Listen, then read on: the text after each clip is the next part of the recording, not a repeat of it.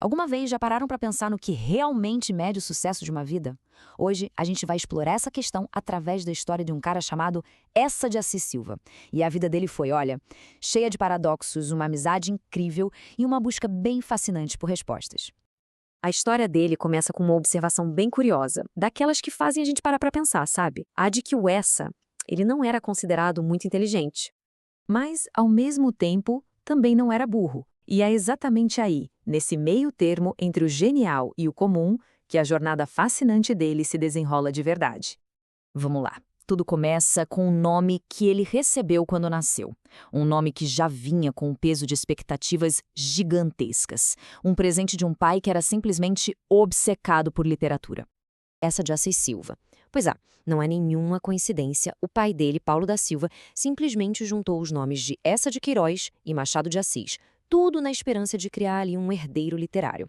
Uma homenagem que, na prática, acabou virando um fardo. E os pais dele, nossa, não poderiam ser mais diferentes. De um lado, o Dr. Paulo, um intelectual que vivia literalmente no meio dos livros.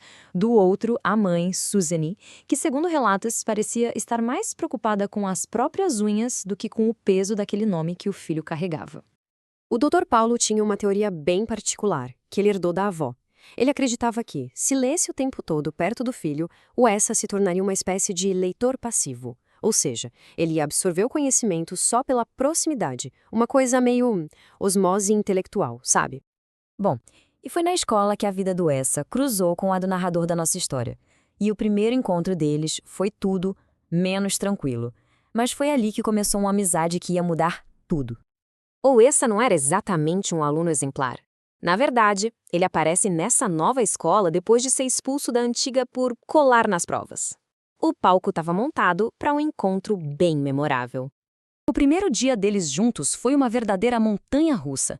Começou com uma provocação que escalou para uma briga física, que virou uma rivalidade no campo de futebol e aí, de um jeito totalmente surpreendente, acabou numa conversa durante a aula de ciências. E foi nessa primeira conversa que o Essa soltou a frase que define o dilema dele.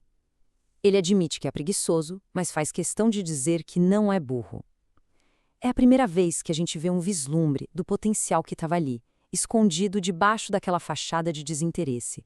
Então, foi essa amizade que finalmente deu o empurrãozinho que faltava para despertar o intelecto adormecido do Essa, transformando aquele leitor passivo num pensador ativo e, olha, surpreendentemente original. Essa frase virou a filosofia de vida do Essa. Ele não estava nem um pouco interessado em acumular conhecimento só por acumular. A ideia dele era aplicar o que sabia, não importava o quanto fosse. Uma ideia simples, né? Mas muito poderosa. E essa filosofia levou ele longe, viu? Ele começou a escrever colunas para jornais, a participar de programas de rádio e até de TV. Em pouco tempo, aquele menino que se dizia preguiçoso se tornou um intelectual público super respeitado. Mas o Essa não se contentou só com a fama. Ele transformou as ideias dele em um negócio. Algo que hoje em dia a gente vê cada vez mais, usar as humanidades no mundo corporativo. Com apenas 22 anos, ele fundou uma empresa financeira, o Alternative Bank. E, claro, chamou o amigo de infância, o narrador, para ser o seu braço direito. E a premissa do banco era simplesmente genial. A ideia era basicamente usar princípios e narrativas da literatura para resolver problemas do mundo real, do mundo dos negócios. O serviço principal deles era o tal do plano literário. O banco financiava empresas que estavam em crise e, em troca, oferecia uma consultoria baseada em literatura para reestruturar essas empresas. Era uma fusão super ousada entre arte e finanças, e que dava certo. Mas, como em toda grande história, né, o sucesso estrondoso foi seguido por uma crise muito profunda. Bem no auge da carreira, uma tragédia pessoal abalou completamente as estruturas do Essa. O Dr. Paulo, o homem cujo sonho literário Essa finalmente tinha realizado, do jeito dele, falece. E essa perda joga o Essa numa escuridão, fazendo ele questionar absolutamente tudo o que tinha construído até ali. Vendo o desespero do amigo, o narrador diz algo muito poderoso para tentar resgatá-lo. Ele lembra que a maior obra do Dr. Paulo não foi um livro, mas sim o próprio filho. A vida do Essa. Esse era o verdadeiro legado. E é nesse momento de crise que o Essa tem uma revelação, uma epifania bem dolorosa.